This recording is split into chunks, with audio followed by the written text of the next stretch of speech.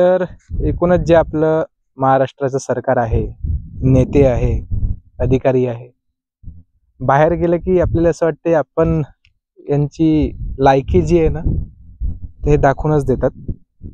सध्या हा जो भाग आहे, मी ज्या ठिकाणी खाली उभा आहे, हा पाहू शकता तुम्ही मागचा रस्ता, हा आहे ते मध्य प्रदेशमध्ये. म्हणजे आपल्याला जर महाराष्ट्रातलीच काही गावं आहेत, मेळघाट मधली, काटकुम वगैरे, त्या गावामध्ये जर जायचं असलं तर घटांग सोडल्यानंतर काही भाग जो आहे, परतवाडा सोडल्यानंतर आपण जेव्हा घटांगमध्ये जातो, घटांग जेव्हा आपण सोडतो आणि इकडे वळतो काटकुमकडे, तर कुकरू, खामला वगैरे ही जी गावं आहेत, पाट्याखेडा वगैरे, तर हा जो थोडासा भाग आहे हा मध्य प्रदेशमध्ये येतो. आणि इथले तुम्ही हे रस्ते पाहू शकता. अगदी थोडक्यात आपल्याला आपली लायकी दाखवण्याचं काम या मध्य प्रदेश सरकारने केलेलं आहे.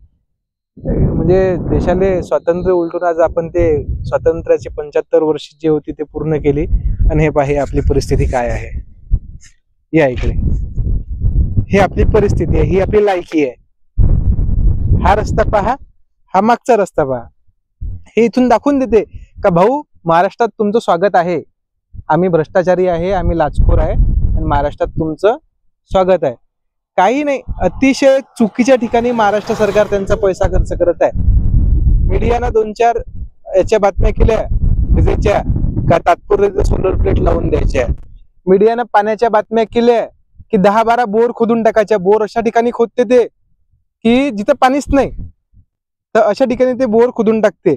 पण तिथं पाण्याचा जो साठा आहे, जो नैसर्गिक साठा आहे, त्यातलंच पाणी कशा पद्धतीने तिथं साठवलं जाईल, तर तिच्यावर यांचं काही काम नाही आहे. काही अभ्यास करायचा नाही, काही नाही. आला आपलं, एखादी चौकशी समिती नेमली, 2-4 गावातले लोक पकडले, 2-4 आपल्या चपराशाला सांगितलं, ते जाऊन पाहते आणि 10-15 ठिकाणी तिथं बोर खोदून टाकते. पहिली बोर खोदली, भाऊ पाणी नाही, दुसरी बोर खोदली, भाऊ पाणी नाही. तर अशा पद्धतीने एकूण जे आहे हे आपल्या महाराष्ट्र सरकारचा हा कारभार आहे. आणि इथंच आपल्याला आपली लायकी दिसते. हा मागचा आपल्या महाराष्ट्रातला रस्ता, आणि हा जो रस्ता आहे हा मध्य प्रदेशातला रस्ता. तर अशा पद्धतीने जे आहे ते आपलं लायकी दाखवण्याचं काम आपले अधिकारी, आपले नेते जे आहेत ते आपल्याला दाखवतात. तर पहा, काहीतरी बदल घडला, सुधार घडला तर घडवा. आणि थोडस जे येणारे जाणारे लोक असते इतर राज्यातले, त्याला जरासं आपलं चांगलं दिसलं पाहिजे. त्यासाठी किमान रस्ते तरी चांगले ठेवा. बिस्लऱ्या पिन ते घेऊन, नाही तर गाडीत ठेवून बिस्लऱ्या, पण हे रस्ते तरी चांगले करा. इकडे आरोग्याच्या सुविधा म्हणजे नाही सारख्याच आहे. आरोग्य म्हणजे एवढे मोठे मोठे आरोग्य उपकेंद्र बांधून ठेवलेले आहे, पण तिथं सुविधा पाहिलं तर काहीच नाही आहे. तिथून तो पेशंट जेव्हा तालुक्याच्या ठिकाणी हलवा लागते तर ह्याच रस्त्याने लागते.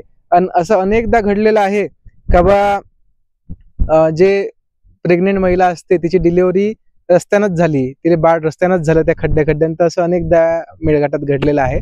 हे माणसाचं आहे, मेळघाटातले जे लोक आहे ना, हे माणसाचं आहे. थोडंसं जाणीव ठेवा त्याची आणि काहीतरी करा.